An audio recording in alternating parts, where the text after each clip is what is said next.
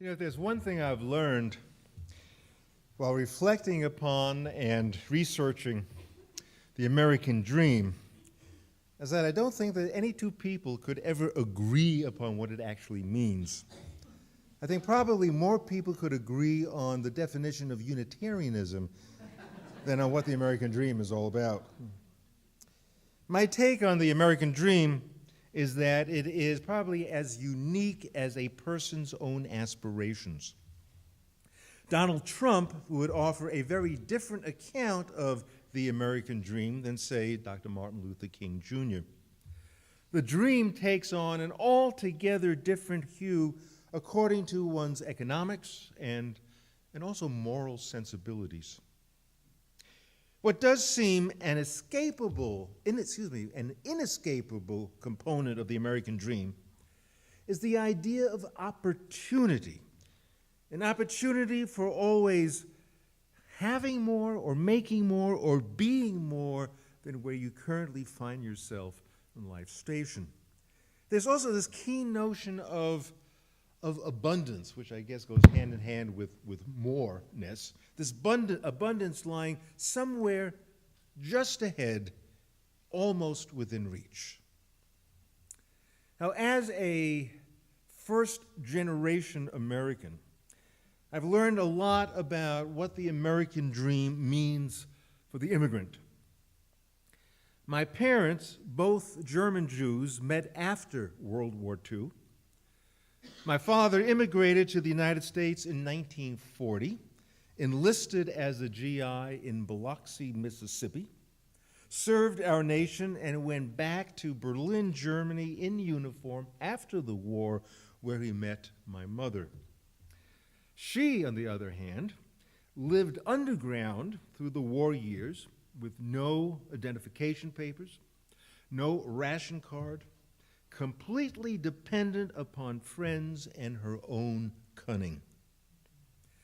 My mother agreed to marry my father, which meant that she would travel to America, that unimaginable place where instead of endless rubble accumulated from war's devastation, the streets, of course, were paved with gold. Everything was miraculously possible in America, a place where anyone could live the dream.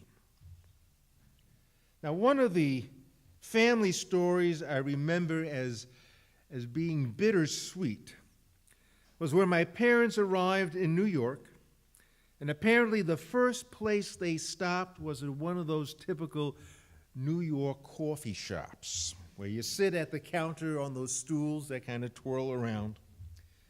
And my father offered my mother anything from the menu she wanted. Now, this was a woman who knew hunger all too intimately, and now she was looking at a menu offering steak, spaghetti and meatballs, lamb chops, you name it, the full fare. My father said, "Welcome to America. Go ahead, have anything you want." This can make you a bit crazy. After giving it some thought, she decided to just jump into the dream, and so she ordered a banana split. She once heard about this crazy concoction, and she figured, well, I'm in America. I think I'll do it. And out came the banana boat with sliced bananas, 3 huge scoops of differently flavored ice cream, the syrup, mountains of whipped cream, nuts, and, of course, a cherry on top. My father couldn't believe she ate the whole thing, and trying to be funny, asked if she wanted another one. And in all seriousness, she said yes.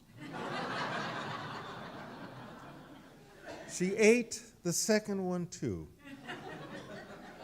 That night, her body did not respond well. She was covered in hives, was terribly sick. The story always embarrassed her, probably for many reasons, and she never did eat another banana split ever again. It's kind of funny what you dream about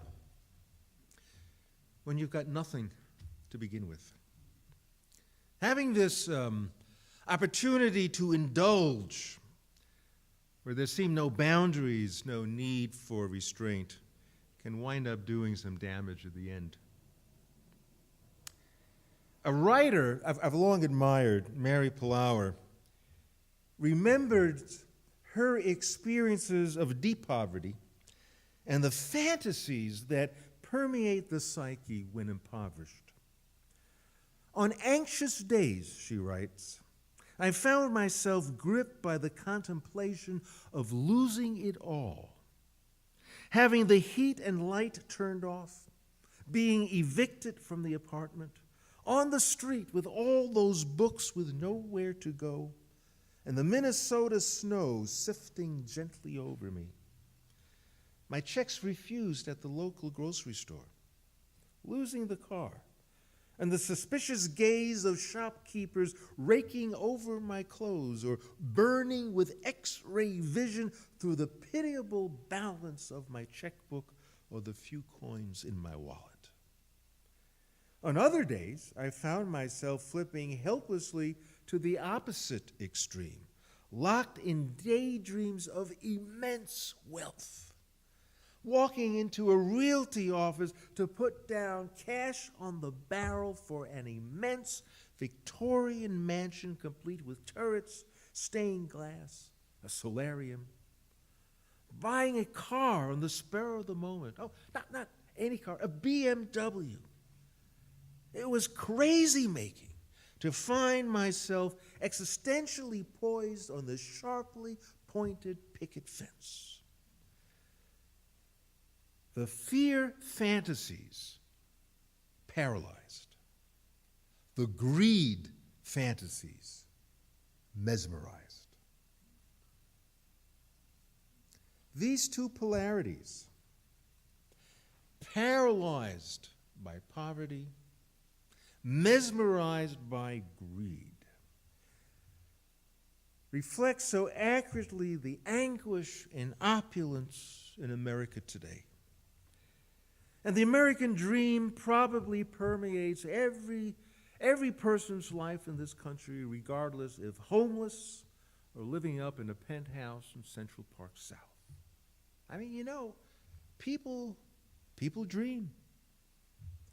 At some point, you may have given up on the dream, laughed at it, spit on it, been motivated, or at the end just feel you're justified for having accumulated so much. Now, the actual phrase, American dream, wasn't coined until 1931 by the historian James Truslow Adams in his book, The Epic of America.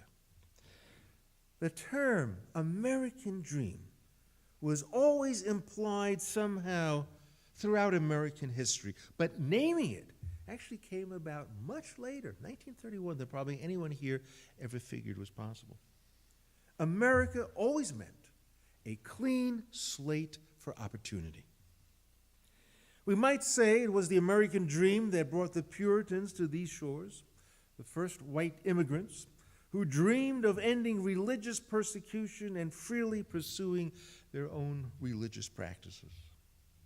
The American dream is implied in Ben Franklin's Poor Richard's Almanac.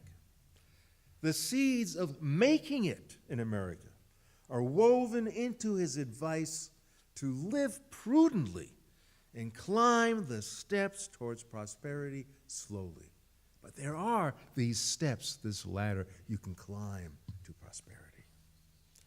But then the dream morphed into instant success and wealth after John Sutter found some gold flakes around his sawmill in California.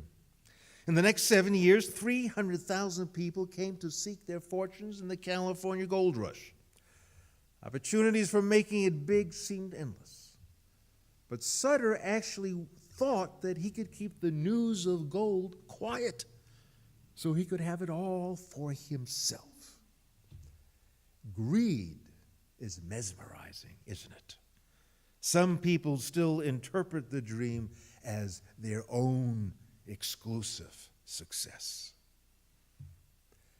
James Truslow Adams gave a very succinct definition of the American dream, which I think is what has gotten us into a lot of trouble.